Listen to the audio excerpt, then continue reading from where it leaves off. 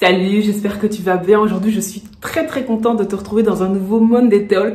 Et comme tu peux le voir dans le titre, aujourd'hui, on va voir si tu es conditionné. Donc surtout, reste connecté pour suivre la suite de la vidéo. Et si c'est la première fois que tu es sur la chaîne, je te souhaite la bienvenue. Je m'appelle Esther, n'hésite surtout pas à t'abonner. Et moi, je te retrouve tout de suite.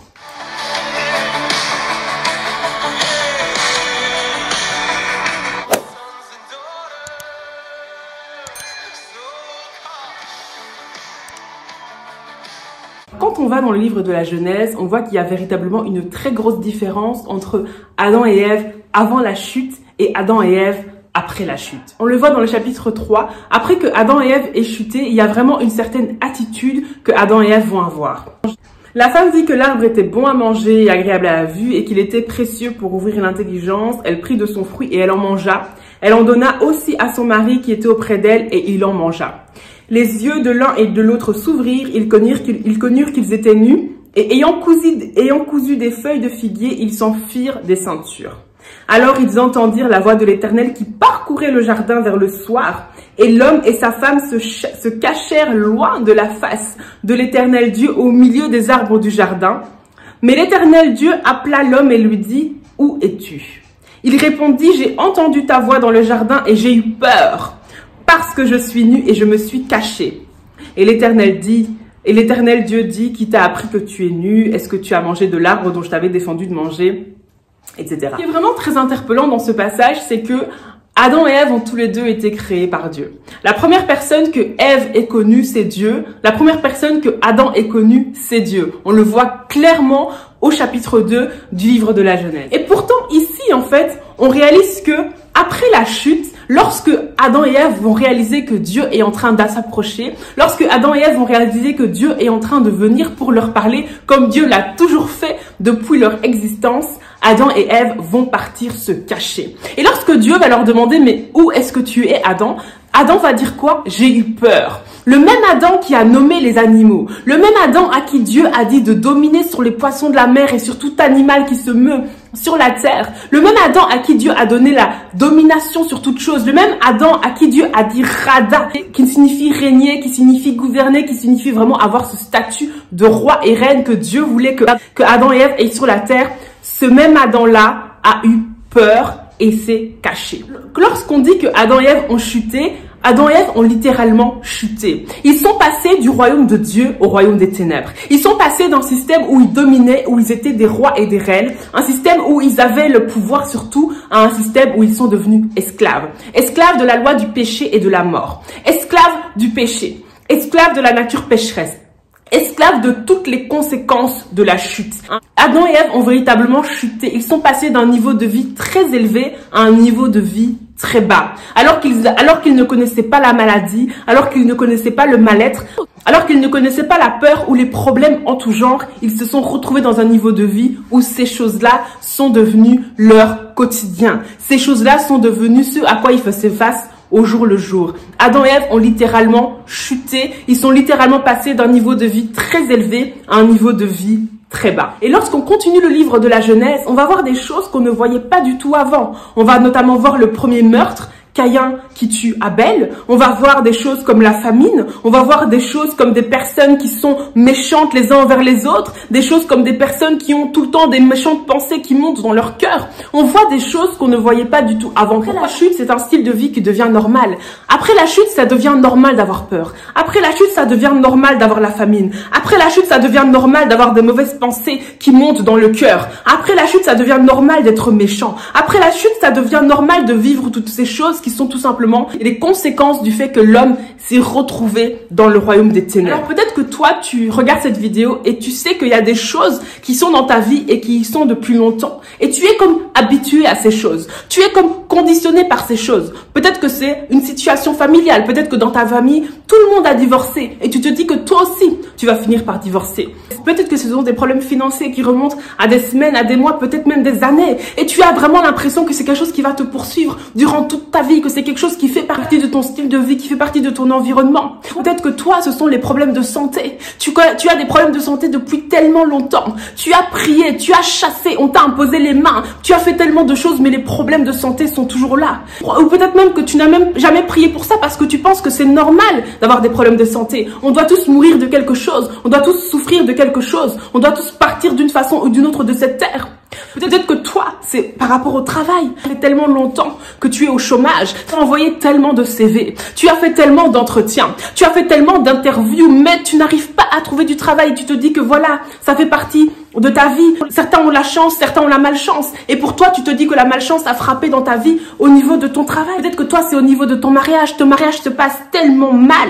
Tu te sens tellement mal dans ce mariage. Tu as l'impression que rien ne changera, que ton mari ne changera jamais, que ta femme ne changera jamais, que jamais vous pourrez avoir un mariage heureux et béni. Peut-être que toi, ce sont tes enfants. Tu vois tes enfants vivre des styles de vie qui sont tellement mauvais, tellement déplorables, mais tu n'as aucun espoir dans ton cœur. Tu es tellement conditionné par cette situation. Tu as tellement l'habitude de voir cette situation que tu ne vois même pas une issue en fait. Peut-être que toi, ce qui te conditionne, ce sont les pensées dépressives, les pensées suicidaires. Peut-être que toi, tu es un adulte, mais tu as peur du noir. Peur du noir, tu ne supportes pas quand la lumière est éteinte et c'est quelque chose qui te fait véritablement peur, que tu ne supportes vraiment pas. Toi, ce qui te conditionne, c'est le péché. Tu as tellement l'habitude d'avoir toujours menti. Tu as tellement l'habitude d'avoir toujours volé. Tu as tellement eu l'habitude de toujours avoir été dans la pornographie, dans la masturbation, que tu ne vois même pas une issue en fait à ces choses.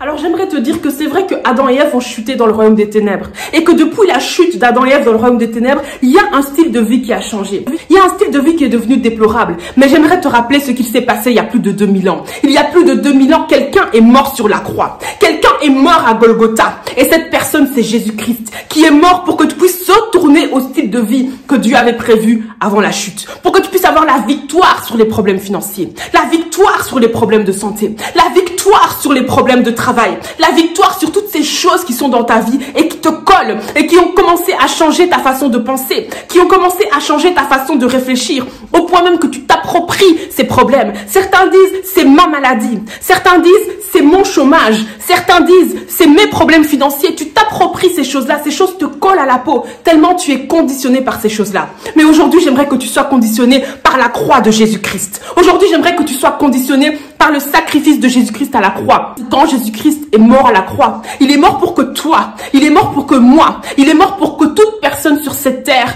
puisse vivre une vie différente, une vie où il y a la victoire sur le péché, une vie où il y a la victoire sur les addictions, une vie où il y a la victoire sur le mal-être, une vie où il y a la victoire sur les pensées dépressives, une vie où il y a la victoire sur toutes ces choses qui viennent tout droit du royaume des ténèbres. Alors aujourd'hui, j'aimerais t'encourager, mon frère, ma sœur, à changer ta façon de voir les choses, à changer ta façon de réfléchir, à changer tes perspectives. Aujourd'hui, j'aimerais véritablement t'encourager à voir les situations non pas seulement à cause du fait que tu as passé tellement de temps dans cette situation, non pas seulement à cause du fait que cette situation a duré depuis longtemps, non pas seulement à cause du fait que tu es habitué par cette situation, mais j'aimerais t'encourager à voir cette situation avec les lumières de la parole de Dieu, avec les lunettes de la parole de Dieu. Lorsque Jésus-Christ est mort à la croix, il est mort pour que ta vie soit différente. Lorsque Jésus-Christ est mort à la croix, il a porté tes meurtrissures. Pourquoi est-ce que toi tu voudrais porter quelque chose que Jésus a déjà porté? Pourquoi est-ce que toi tu voudrais souffrir pour quelque chose pour lequel Jésus a déjà souffert? Si Jésus-Christ a porté tes maladies, pourquoi est-ce que tu veux les porter?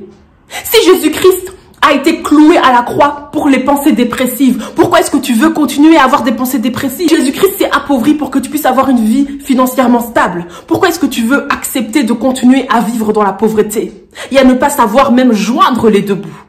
Aujourd'hui, mon frère, ma sœur, j'aimerais t'encourager à sortir du conditionnement. Sortir du conditionnement dans lequel la société t'a mis. Sortir du conditionnement dans lequel ta famille t'a mis.